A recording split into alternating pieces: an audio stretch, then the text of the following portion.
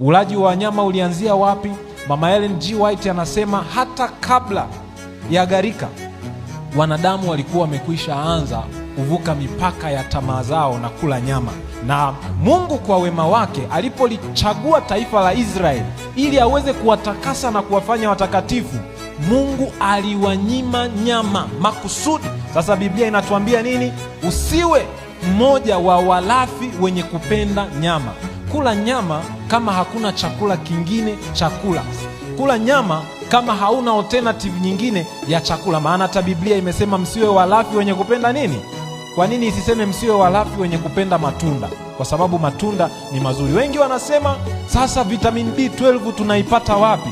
Nakwambia kwamba kama unaambiwa mpaka uipate kwa wanyama, wao wanyama wanaitoa wapi? Si wanakula mimea?